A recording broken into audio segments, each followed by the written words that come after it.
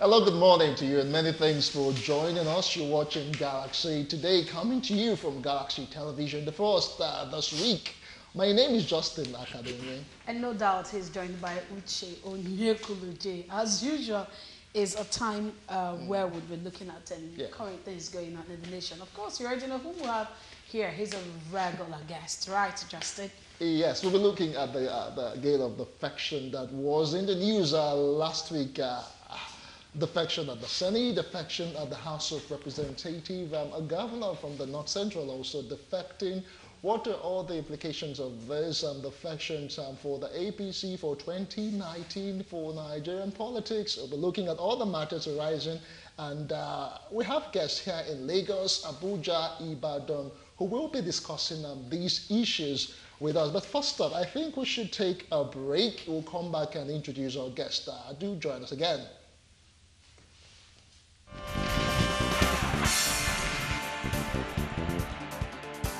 Inform Mr. President of how we stand in the Senate.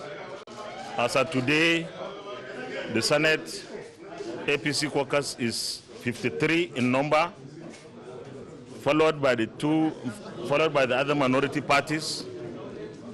The PDP minority party is the largest minority party with 48 senators, and then the ADC with 2 senators.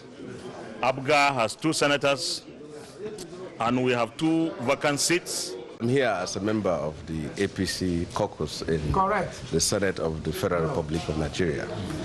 And my presence here does not mean that my issues have been solved 100%. Very good. But I'm of the belief that we have a leader in the party who is doing everything possible to see that the problems that we have that led to a situation of revolt. In the words of Franz Fanon, we revolt when we cannot breathe. People who have left, many of them are victims of disinformation. I think there was a clear attempt by a few who have on their agenda to try and play up fears and then seek to profit from those fears by spreading disinformation in the manner that they did. But like everything that is not based on truth, it's not, over time, the truth emerges and people who are victims of disinformation retraces their step.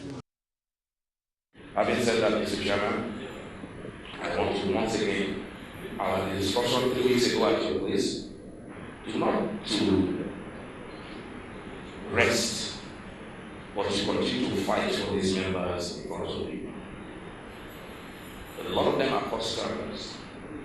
That alone is a case to be made. If we want this country to progress, we cannot continue to turn people around, turn members around. I will come back to the second time. But that alone, that customers who have acquired experience, who are now ranking members, who have developed the party at the grassroots level, they should be taken into very serious consideration, no matter what. What nobody has told me is that members have changed. If that is the case, if the members are constant, it is they, not structures, that delivers votes. So if you are at peace with your members, and there is someone who feels, who are you? You don't come every month to service me. One should service members. I have said to everyone, we will not impose decisions from here. You want direct primaries, you have it. So that you know who to worship.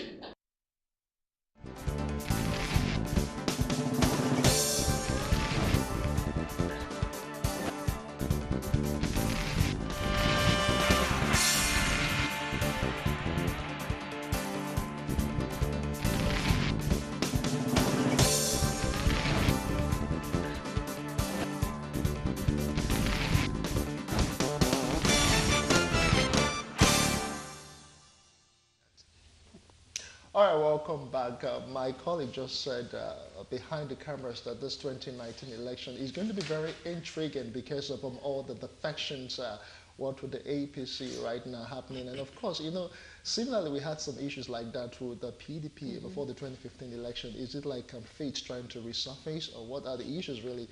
We have an honorable joining us this morning. I'll let Uche do justice to the introduction. Of course, we have Honorable Odene Akinde, member of House of Reps, Ijebu Ode, Udubulu, Ijebu Northeast. I needed to save justice for pronouncing those European names. It's quite difficult for you.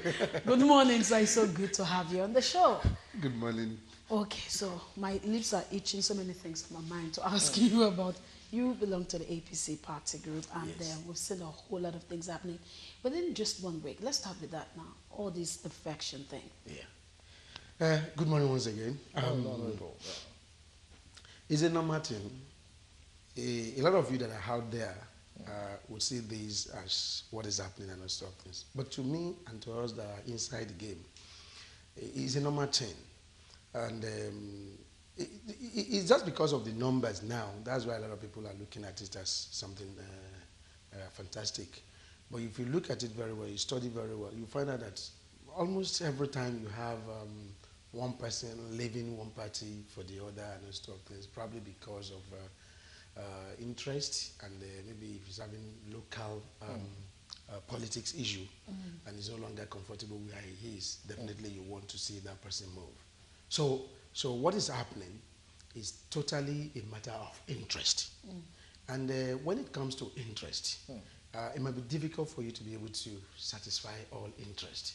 Okay. Definitely, a lot of people will have to look for, okay, which ship is sailing that can contain you. But one thing that we must also get out of here is that, yes, parties are very important, but because they're platforms, and unfortunately we don't have independent candidacy yet in our constitution. So wherever you move to, one thing that is very important, and for the defectors, is that if you're not good at your base, in your base, and you're not at peace with your people, it's not the political party that will win the election for you. There are some places that be on any political platform, you would definitely win if you are so close to your people, if you are doing what your people want, and you're giving back to them the dividend of democracy they voted for and yearned for. So that is what a lot of us in there know, and that is exactly what I also want the defectors to know. Okay. You can jump ship today from APC to PDP. Yes. There are some places where it is not the PDP that will win elections for you. Come with any name. There are some people that will win. Okay, but looking at all of this, it's not just, okay, fine, you talked about interest. But right now, 15 senators left the upper chamber, and of course, scores left the House of Representatives. Yeah. Is it that all of them, they have similar interest and want to move to another party, or there's maybe a bit of internal crisis within the APC itself, or I don't know, maybe a case of a love-lost relationship among some family members? Yeah, if you watch carefully, let's start with the Senate. Yes. Initially, it was 15, but 2 of them have come out to say that no. One of them did not announce the political party he was moving to, and immediately the president called for a meeting with those APC members, APC senators that are still within the APC platform. One of them joined to say that, okay, fine, Daddy, I am back home. The other one said he never, that his name was just written there. So if you look at that, there's also politics in the numbers. You understand? Another thing is that for the defectors, you realize that there are some of the members there that would not do anything less than what their leaders want. Okay. Some of them have leaders there that wherever their leaders go, they follow. You understand? Those ones, I'm not going to use abusive words, but they can't just do less than what their leaders want. So if you look at those people like that, it is not a matter of internal crisis and all sorts of things. Because even getting there in the first instance is at the wish of the leaders. You understand? So wherever the leader goes, especially for those ones that are not also very, very rooted in their various constituencies. And they know quite well that the influence of the leaders matters. They will just have to follow. Okay. You understand? Some of them, if you ask them carefully, they have not done what they would have ordinarily done within their own mind and conscience. You understand? But because they also want to be faithful followers, they just have to. So, and if you look at it again, there is no party that does not have one issue or the other. I won't call APC issues crisis. APC issue is a matter of interest. You understand? And you know, it is not possible for everybody to be in control at all times. But doesn't it pose any danger? Still talking about interest, that what would the emergence of the RAPC, you know, we saw all of this happening before the 2015 election with the People's Democratic Party and the NDP, and eventually the People's Democratic Party lost the 2015 election to your party. Don't you see any a matter of, let's say, a re-happening of what happened, you know, in 2015? Let me put it this way. Look at look at just the number of our so-called politicians compared to the number of people out there that will vote. You see, all these ones that are happening here, the people out there, you and you call them dramas, and you are the ones that will vote. You understand? So, and it's based on our deliverances. Our deliverables. What have we been able to deliver? And that is what the public look at. It is not the drama that we show on the floors of both chambers that matters. And when you say a reformed APC, I am still insisting that it's based on interest. You understand? And if you look at it, in 2014, when they moved from PDP to APC, they were looking at a formidable platform that will, you know, be able, where they will be able to, they'll be able to express their political interest. And they got it then. And do not forget that also in 2014, APC was an assemblage of so many other political parties, so many other interests, so many other people and all stuff of things. But now, you see, I'm sure that the other parties are also fighting frantically to be able to see what they can do towards the 2019 election. But I can assure you that whatever has happened would not in any way affect the chances of APC, either at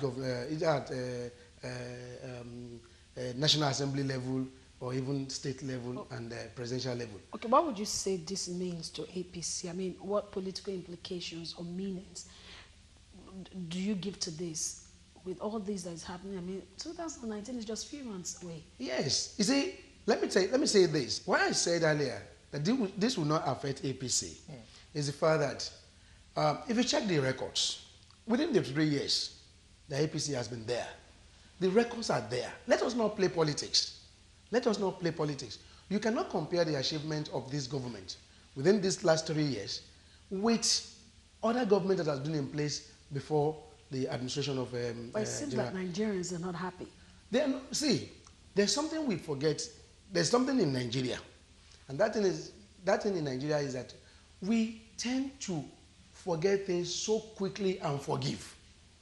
We tend to forget and forgive so quickly. If not, I do not see any reason why anybody in Nigeria here will still dance and whine with PDP members that have put us where we are today. It is not a matter of giving excuses. What is it? See, go and look at, very recently I saw the pronouncements of Okonjo-Iweala, Professor Soludo, and some.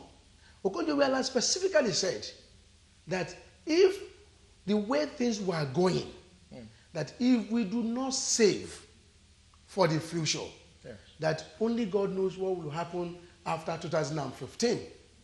Professor Soludo also added his voice that he pitied whoever would take over government from PDP in 2015 because of the economic situation that the party that they served had put Nigeria. Those two statements alone are very, very weighty. So, Nigerians expect a lot of rapid and immediate changes. That is exactly what Nigerians expected. Unfortunately, the situation on ground as at the time that this government took over would not in any way, no matter the magician that has been put there, such magician will not be able to perform any magic with the situation on ground. With the PDP that at the time this government took over. So there's nobody in Nigeria that would not want to enjoy a dividend of democracy, of course. But why? But with all of this, they are trying to enjoy the dividend of democracy. Those members who had actually tested the other side, felt it, and they saw the issues they had. They left for the APC. Now they're returning back to where there was seemingly a big problem. I don't get it. So why are they leaving? As at the time they were leaving PDP for APC, they had issues. As I said earlier, they wanted to protect their political interests as at that time, and APC also could afford to give them that political platform for them to be able to express their interest. They jump ship to APC.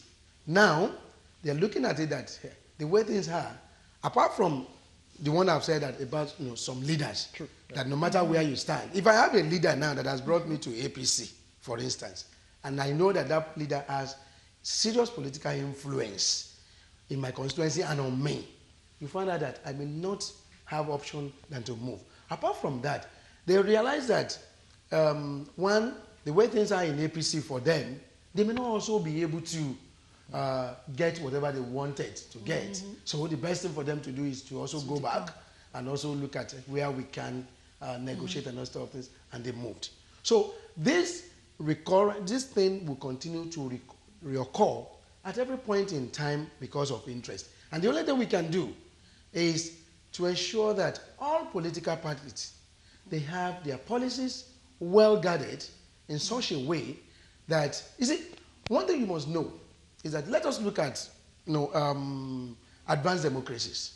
You hardly find on the floor of their chambers where people just jump every 4 years.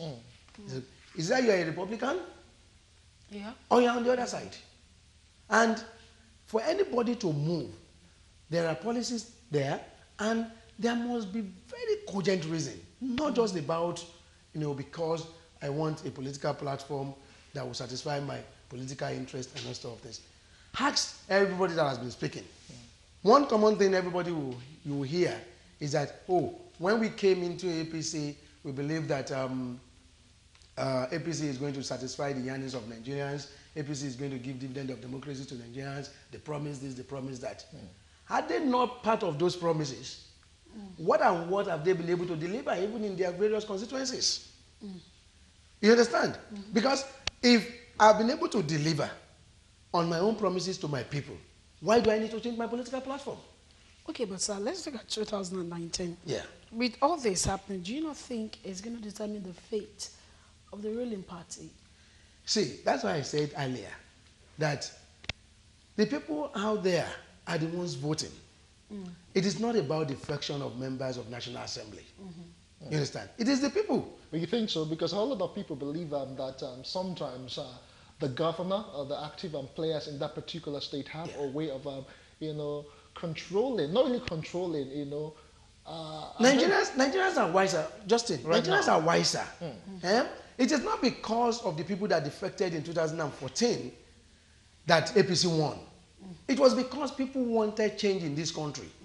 And they were tired of the political party that was in place, that was in power then.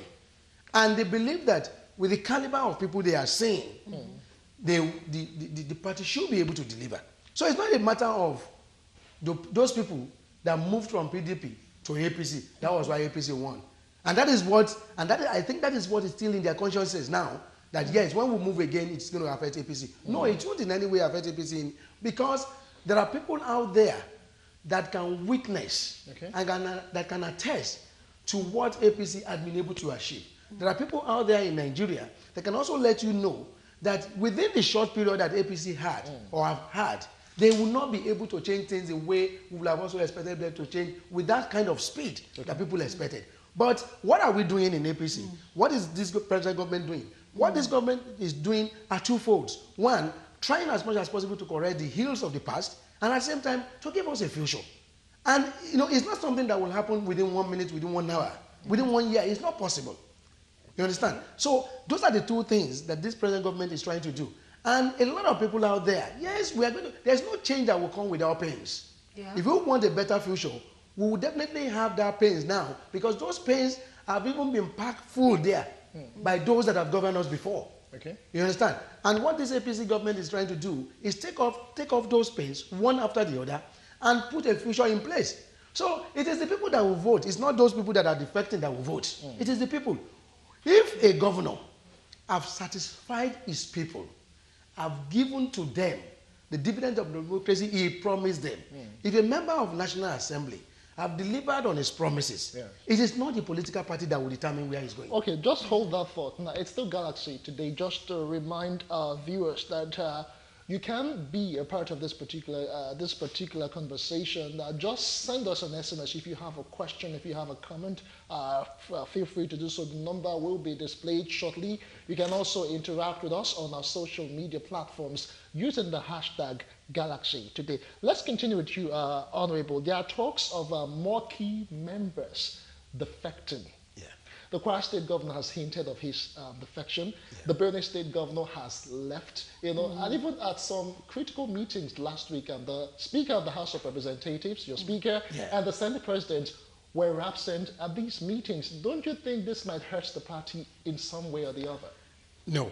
The Governor of Kwara that spoke, if you listen carefully to his comments, and if you know his person, you will know that he has a leader.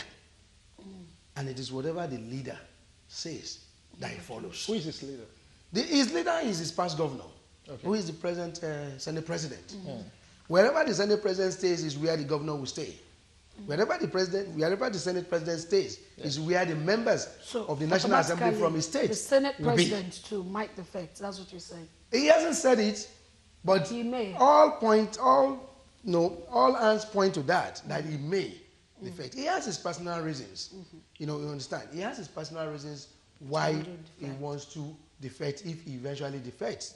But the Speaker has not spoken that he wants to defect. Okay. You understand? The Speaker has not spoken. Where was he, in your opinion, why was he absent at some of those critical meetings last week? The 1 or 2 meetings he wasn't able to attend. I guess he probably had some other national important meetings to attend to. You understand? And his presence there wouldn't have changed what were discussed at that particular place. And if you look at even the press conferences that have been given by that have been heard by the Buhari support group, parliamentary support group in the House, you'll find out that we have always maintained that the Speaker of the House is with us.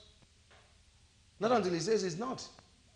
And he has not at any point in time comes out to say that, no, I am not with you. Let me play devil's advocate Go ahead. now. Looking at this whole scenario, let's just paint a scenario right now. The Speaker of the House of Representatives and the Senate President, they both eventually defect from the All Progressives Congress. How would this affect the chances of the All Progressives Congress come 2019? Okay, fine. Let's put it this way. You have said you want to play an advocate, the evil's advocate. If the Speaker leaves, for instance, he has just one constituency in Bauchi State. Is that okay? He has just one constituency in Bauchi State. So it also is also dependent on the people of the constituency. If the Speaker has delivered on his promises to them, he may, and that is may. And let me also remind you that we cannot do anything outside what God has actually put in place for us to do. You understand? So if he has delivered on his promises to his people and he decides to defect, it is still possible that his people will vote for him. But if God says he's no longer going to be in National Assembly or in House of Reps, no matter the kind of defection that takes place and those sort of things, it may not still come back. The same thing for the Senate President. You understand? I know he has people all over the place, but he doesn't hold Nigeria, and he does not hold Nigerians. Nigerians at a point in time when they want to vote would sit down and determine their own future. Nigerians are not pushovers. Nigerians know what they want. They know the kind of characters they want. They know the kind of development of democracy they yearn for. So whoever is going to deliver on those promises, Nigerians will follow.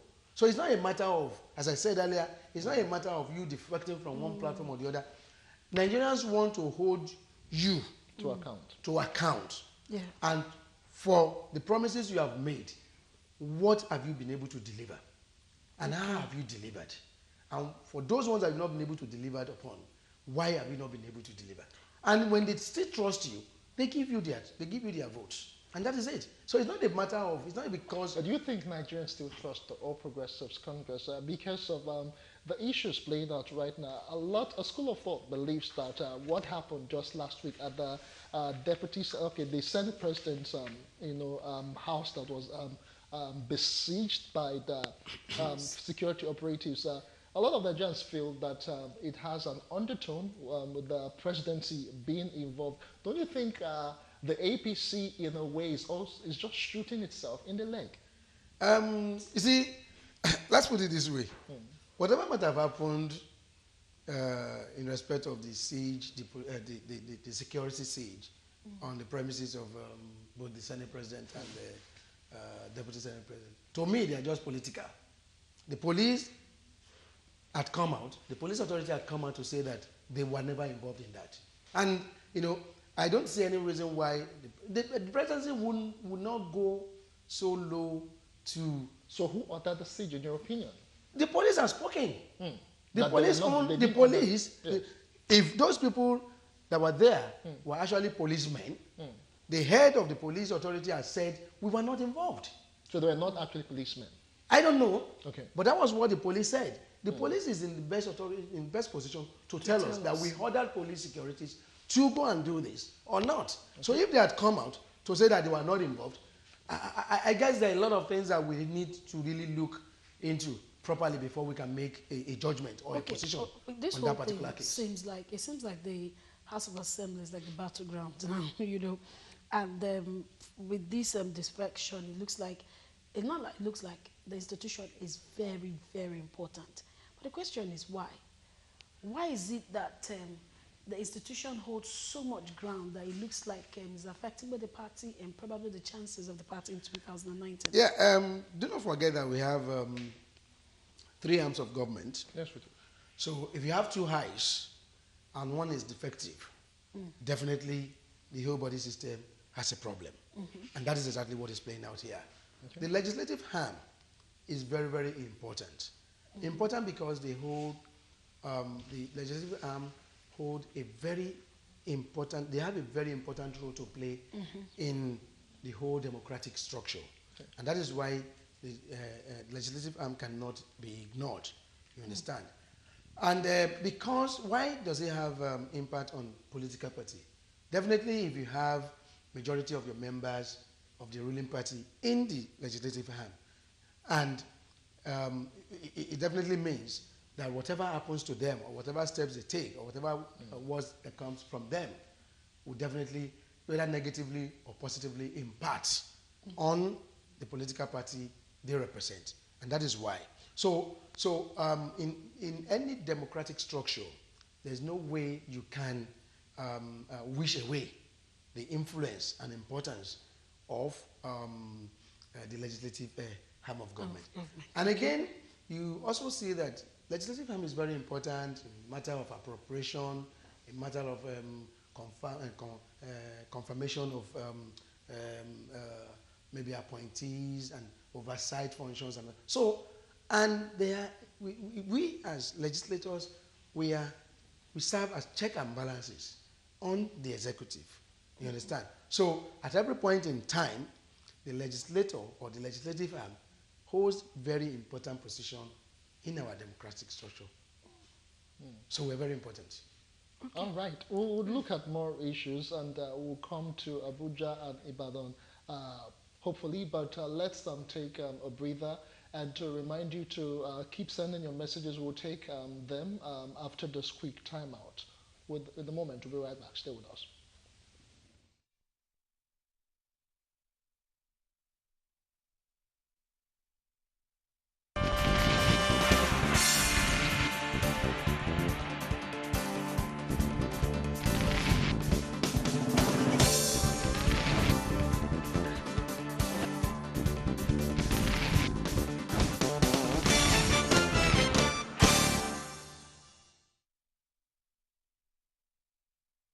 We inform Mr. President of how we stand in the Senate. As of today, the Senate APC caucus is 53 in number, followed by the other minority parties. The PDP minority party is the largest minority party with 48 senators, and then the ADC with 2 senators. ABGA has 2 senators, and we have 2 vacant seats. I'm here as a member of the APC caucus in the Senate of the Federal Republic of Nigeria. And my presence here does not mean that my issues have been solved 100%. Very good. But I'm of the belief that we have a leader in the party who is doing everything possible to see that the problems that we have that led to a situation of revolt. In the words of Franz Fanon, we revolt when we cannot breathe. People who have left, many of them are victims of disinformation.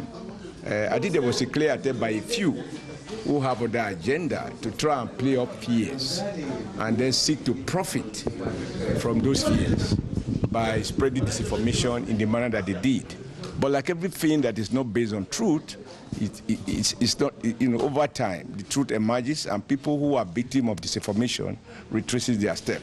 Having said that, Mr. Chairman, I want to once again, our discussion 3 weeks ago at your place, not to rest, but to continue to fight for these members in front of you. A lot of them are cost scrubbers. That alone is a case to be made. If we want this country to progress, we cannot continue to turn people around, turn members around. I will come back to the second time. But that alone, that fosterers who have acquired experience, who are now ranking members, who have developed the party at the grassroots level, they should be taken into very serious consideration, no matter what. What nobody has told me is that members have changed.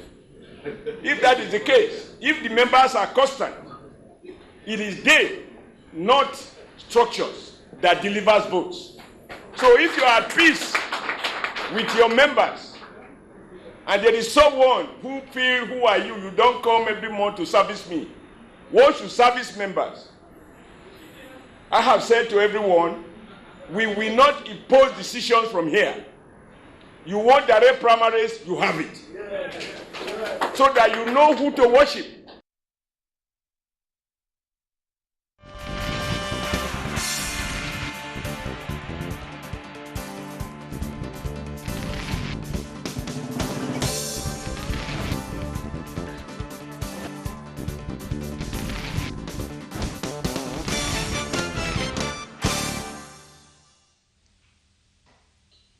Welcome back. We have a couple of messages this morning. Let's take some of them before we continue with the discussion. Uche from Enugu State, not your own state. Of course, it isn't me. I'm here in the studio. Okay, Honorable, this one is directed to you. Said, Honorable, give Nigerians facts and figures what APC has achieved thus far. Compare your achievements, if any, to what you have destroyed, in quotes. That's what one of the viewers is asking. Okay. That we should give facts and figures of the achievements of APC. Mm. The achievements of APC are so numerous. When President Muhammadu Buhari came on board, before he came on board, the promises were, we're going to deliver on security. We still have issues with security, don't we? No, just wait. We're going to deliver on security. Yeah. We're going to deliver on economy.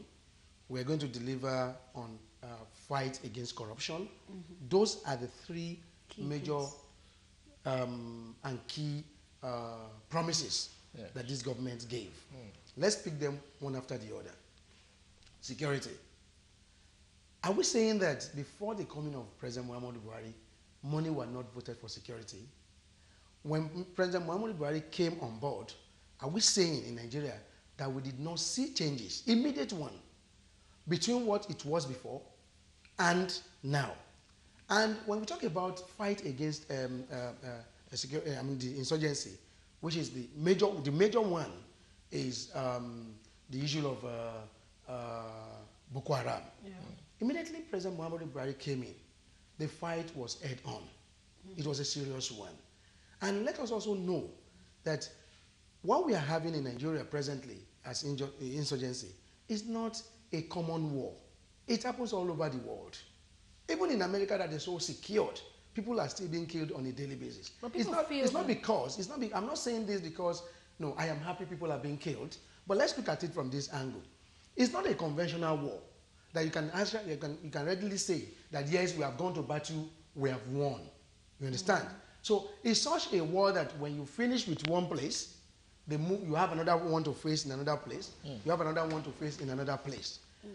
And who says that even those Boko Haram that have been defeated or that were defeated, the remnants at a particular point in time, are not the ones that are not camouflaging as S-men? Because the issue now is a matter of S-men, Fulani S-men, and all sorts of things. Let me say this. I am not in Northwest. I'm not in the North. I am not. I'm not there to actually be able to say that, okay, fine, this is the way they have operated. But I am aware that because even in all over the places in Nigeria, we have always had Fulani people that have their cattle. All over Nigeria, not just in one section, not in Benue, not in the North alone.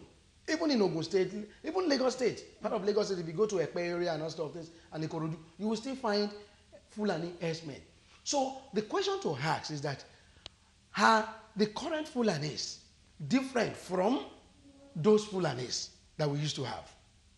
And that's the question. And that's where the issue of the conventional war that I talked about initially came in. How are we so sure that what we are having now is not terrorism act? It's not even a matter of, it's no longer the usual security issue. It's no longer the usual Fulani man having his cattle going into one farm or the other. But what we have presently is terrorism. It's an act of terrorism. And that's why Nigerians are concerned. It feels like we are no longer safe in our land. It feels like... It's not because we are no longer safe. It's not a matter of no longer being, that we are not safe. But I think it's just a matter of all of us joining hands together to fight this battle together. And I will tell you the reason why I've said this. You see, some of us harbor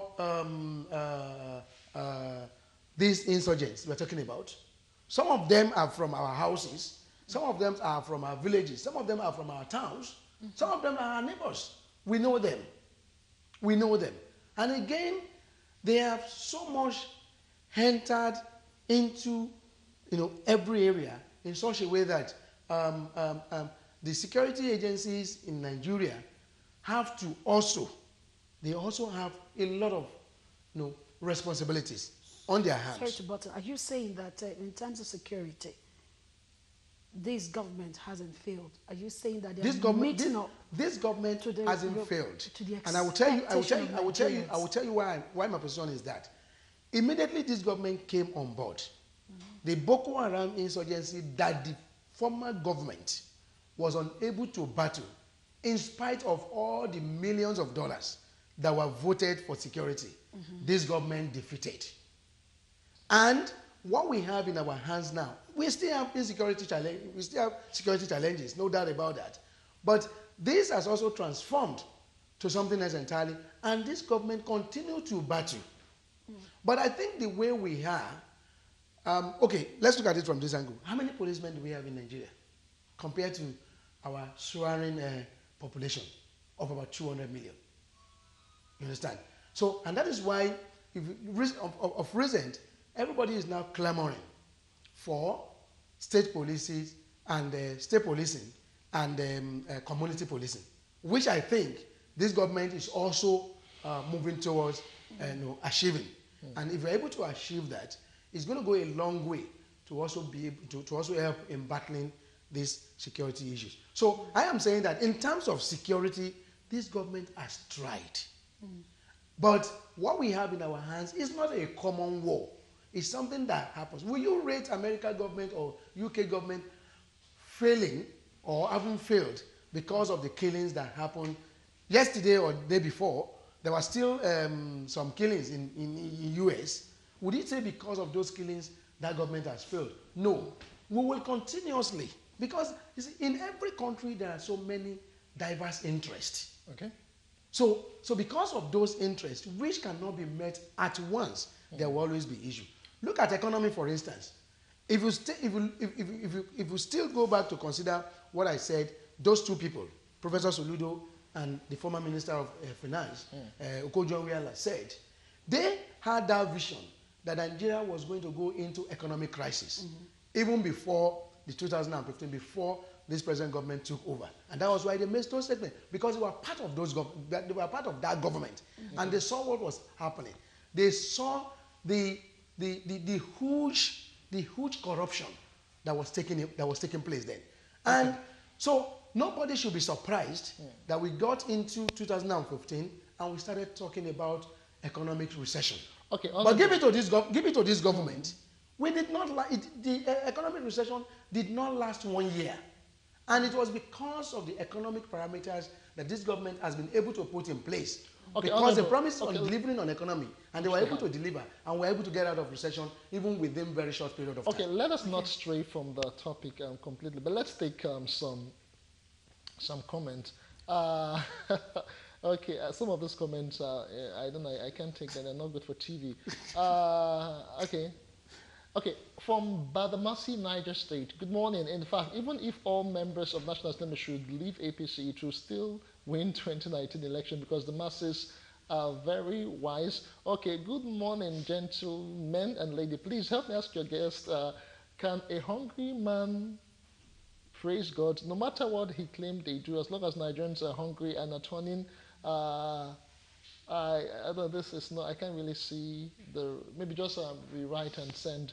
Okay, I guess it's talking about the future. What is the future for people who are killed daily by bandits? Some from Nasarawa State. Okay, this one says, good morning to you all. I'm not a party attached person. APC are formed with lots of lies and operate with lies. Let's live with the second stanza of our national anthem, not hiding the truth from Nigerians. We should defend our country, not our party.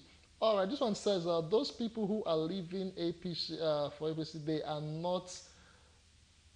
not sincere people. Good morning, knowledgeable gentlemen and my able sister. Well done. I am enjoying the ongoing program. The issues going on in the National Assembly is as a result of round pegs in square holes. We pray the Lord will expose them so that Nigeria can move on. Kehinde from Ikorodu. This one says, can you advise Dr. Samuel or Tom of Benue State to, whoa, I can say this. Okay, I can't use that. That's an affront on the governor of a state. I can't do that. Let's just be very, very, very constructive in our messages, so don't insult personalities. We can't be insulting personalities at this program. All right, this one says, the people, see, okay, let me just quote verbatim. See, these people running from APC to PDP are people who put Nigeria in bad condition. All right, let's take more discussion. We'll take more comments soon. Okay, Honorable, looking at all of this now, with the coming on board with the former Edo State Governor Adams Oshiomhole, the seemingly, you said it's not a crisis with the APC, but this issue surrounding the APC, what role do you think he should be playing right now, with all the meetings that he's had so far and all the consultations? What are the tasks ahead of him? Yeah, first and foremost, when the new chairman came on board, I think he's the best man for the job, and I have my reasons for saying this. He has been a labor person, so he has managed very many crises. He was once a governor for 2 terms, so he has a very wide knowledge, and I think he's a very good crisis manager. All right. And when he came in, you realize that what he first did was to meet and hear comments and issues of the various people that had issues with the party, with the government, and all sort of things, and even with the federal government. And that was what he started doing, just for him to be able to have a constructive position at the end of the day that would not, you wouldn't have to defend one against the other. And that is exactly what he said. And in every situation, whether you call it a crisis situation or not, you just need a very good manager to be able to handle someone that will be able to hear from both sides and be able to. And if you hear him very well too, you will realize that he has tried his possible best to let people know, especially those ones that are aggrieved, that come, what are your grievances? This is the best way we can handle those grievances. And he has tried as much as possible to pull people together and say, no, let's do it this way, let's do it this way.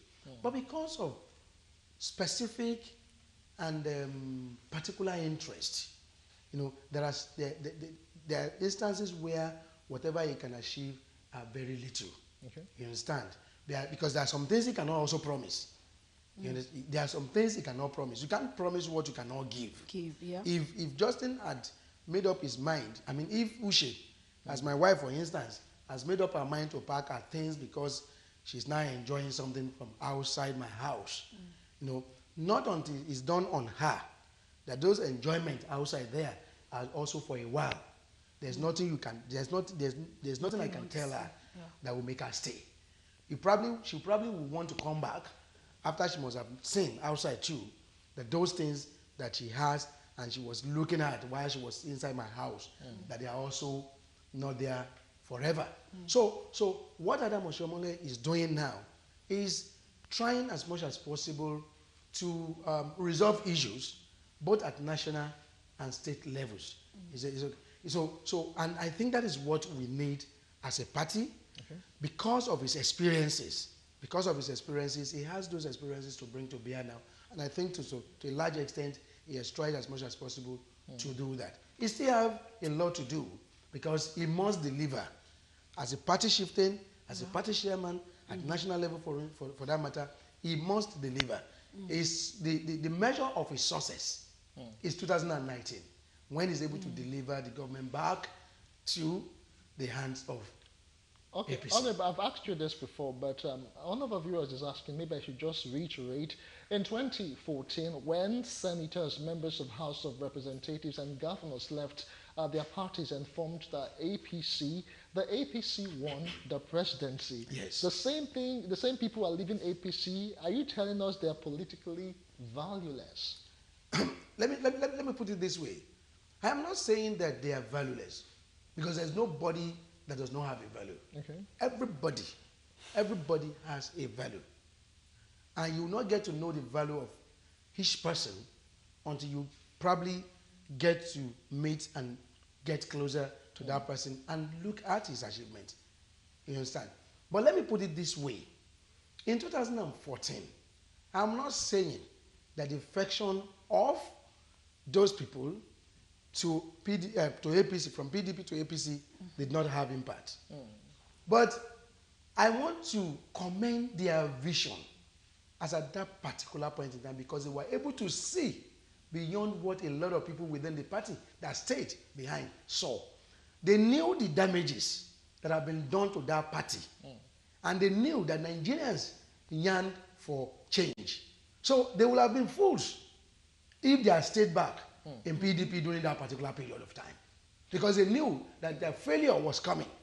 So they had to quickly jump. What if they were to come to the APC? But let me say this. It is not their jumping to APC What is it then? that actually made APC to win. What made APC to win in 2015 was because Nigerians resolved that they wanted a change. But look at it again. Look at it again from this angle. With how many votes did APC, with how many votes did we win? Even presidency. It wasn't as if we had let's say 500 million or 600 million difference. No. So what that simply means is that their jumping to APC was not really necessarily impactful. So it means that really necessarily impactful. Because if they are joining APC at that particular point in time was if we are going to ascribe the success of APC, especially at the presidential level, to the jumping of those people that left PDP for APC then. Yeah. That means we should have been talking about 700 million, about let's say 2 million, 4 million, 5 million, 10 million, or 20 million difference in the presidential election results. Are you saying that there's a tone of personal interest from these people? Of course, politics is about interest. Personal interest. Yes. Okay, because if you say that they saw the vision then, does it mean that they are not seeing it anymore? That's why they're defecting. Now, why they are defecting now is because they have personal issues. Like they did. Personal issues different from what they saw then. Okay. Then, I told you, they knew sitting within a PDP then was a total failure. And they still felt that they wanted to continue to be politically relevant. If all of them are stayed, let us measure it this way. For anybody that you want to believe is a political success, they should have stayed put in PDP. And let's see if all of them will have won. All right. Let's see if all of them will have. And go and mark it down today. Yeah. Go and mark it down today. By 2019, after February, we'll come back here again. We'll come back here again and count on our fingers the number of defectors that actually return. Only time will tell. We'll just, for the closing moment, we'll take more comments. Some people have performed too badly to remain in their parties. They will not get nominations again because they will lose woefully. Hence, they are running away. We won't vote them again. Okay, my question for the guest is, why was the Benue State governor unable to pay salaries until he left APC? I don't understand that. I don't know if you... Why was he able to? Unable to pay salaries until he left APC. Oh, has he started paying now? All right, that's just an aside. That's a question. My question goes to your guest. If APC is fighting corruption and APC feels the past government is the cause of corruption in Nigeria, who have they put behind bars for corruption in Nigeria if truly they are fighting corruption? David Obi from Kaduna State. You won't see. The thing is this: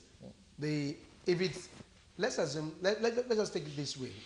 We have to be able to differentiate between a democratic structure and a democratic government and a military government, for instance. I am very sure that if we are running a military government for now, a lot of people will have been put behind the bar. But we can't do that now because there are structures, there are processes in place. You see, the judiciary arm of government is saddled with responsibility to judge, interpret the law, and do the needful. So, but let us look at how many people have been probed, how many people have been taken to court, and all stuff. And I think this should be one of the measures of the success of fighting against corruption. Would anybody have imagined, in the right sense, that someone somewhere in the past would dig a grave, bought a good coffin, and packed such coffin with new notes of dollars and just kept inside the grave when there are so many millions of Nigerians out there hungry? It is madness. Would someone have imagined that someone would build a house, bought a very good safe, and packed full in that safe new notes of dollars and kept in there when there are so many millions of Nigerians out there? These were part of the things that happened in the past government that have been discovered during this present government. If this government is not fighting corruption, it's just a matter of taking those things and also start spending the way they like. Okay, on the final notes now, before we'll let you go, Honorable, looking at all of these matters, playing out, do you think Nigerians still have confidence in the All Progressives Congress? Yeah, I think Nigerians still have confidence. Why so? In the All Progressive Congress. See, why I said this is this. The achievements of APC government within this very short period of time is massive compared to what were achieved in the last 6 years of the PDP government. Is that okay? But as I said again earlier, we are quick to judge because we expected a lot. I don't blame Nigerians for that. I also expect a lot. It's not the kind of Nigeria I dream of, or I dreamt of, and I still dream of, that I'm having now. But whatever What governance is not a mechanical thing that there's a brake failure and you just want to buy another brake now and put immediately and it start working. It is not. It's a process that has to come from that must have a takeoff, and that will continue until we get to our destination. But my final take on all this is that where is the alternative? Where is the alternative to Nigeria, to President Muhammadu Buhari for now? No alternative yet. And again, another thing I also want to tell Nigerians is that President Muhammadu Buhari alone cannot solve the problems of Nigeria. He can only try his best. So meaning that all Nigerians, both in government and outside government, we have a lot to do. We must see ourselves as one first. We must also determine our fate. We cannot afford to put all our faith in one person's hand and believing that that person is a magician that will turn around things. All of us must come together, fight corruption together, fight insurgency, insecurity together, fight economic sabotage together, fight every cause that would not let Nigeria move forward. We must all join our hands together and fight and remain one Nigeria. Well, many thanks, Honorable. We appreciate your thought and your input. We've been looking at defection hurdles before the All Progressives Congress and the People's Democratic Party, the PDP. We also must apologize we couldn't take other input from Ibadan and Abuja, but very big thanks goes to the Honorable this morning. Exactly. His Honorable Dene Kehinde, member of House of Reps, Ijebu de Udogbulu, Ijebu Northeast. Again, I had to help Justin. We'll do this same time tomorrow. Remember that it's Galaxy today. A big thanks to Honorable. Thank you so much for coming.